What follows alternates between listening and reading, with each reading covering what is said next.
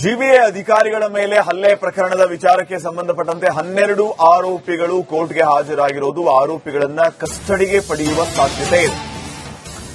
GBA ಅಧಿಕಾರಿಗಳ ಮೇಲೆ ಹಲ್ಲೆ ಪ್ರಕರಣದ ವಿಚಾರಕ್ಕೆ ಸಂಬಂಧಪಟ್ಟಂತೆ ಈಗ ಇಷ್ಟೊಂದು ಅಪ್ಡೇಟ್ ಸಿಗ್ತಾ ಇರೋದು. 12 ಆರೋಪಿಗಳನ್ನ ಕೋರ್ಟ್ಗೆ ಹಾಜರುಪಡಿಸಲಾಗಿದೆ. ಆರೋಪಿಗಳನ್ನ ಕಸ್ಟಡಿಗೆ ಪಡೆಯುವ ಸಾಧ್ಯತೆ ಇದೆ. ನಿನ್ನೆ ತಾವು ಗಮನಿಸಿದ್ರಿ, ಫುಟ್ಪಾತ್ ತೆರವು ಕಾರ್ಯಾಚರಣೆ ವಿಚಾರಕ್ಕೆ ಸಂಬಂಧಪಟ್ಟಂಗೆ ಅಧಿಕಾರಿಗಳ ಮೇಲೆ ಹಲ್ಲೆ ನಡೆದಿದ್ದ ವಿಚಾರ.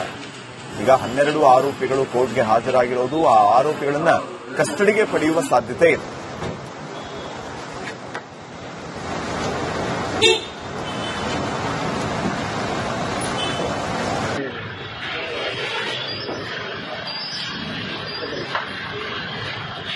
ಜಿಬಿಎ ಅಧಿಕಾರಿಗಳ ಮೇಲೆ ಹಲ್ಲೆ ಪ್ರಕರಣದ ವಿಚಾರಕ್ಕೆ ಸಂಬಂಧಪಟ್ಟಂತೆ 12 ಆರೋಪಿಗಳು ಕೋರ್ಟ್ಗೆ ಹಾಜರಾಗಿರೋದು, ಆರೋಪಿಗಳನ್ನ ಕಸ್ಟಡಿಗೆ ಪಡೆಯುವ ಸಾಧ್ಯತೆ ಇದೆ.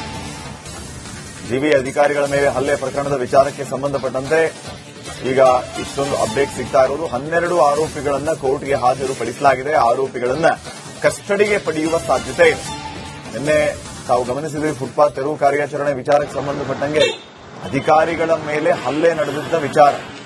ಈಗ 12 ಆರೋಪಿಗಳು ಕೋರ್ಟ್ಗೆ ಹಾಜರಾಗಿರೋದು, ಆ ಆರೋಪಿಗಳನ್ನ ಕಸ್ಟಡಿಗೆ ಪಡೆಯುವ ಸಾಧ್ಯತೆ ಇದೆ.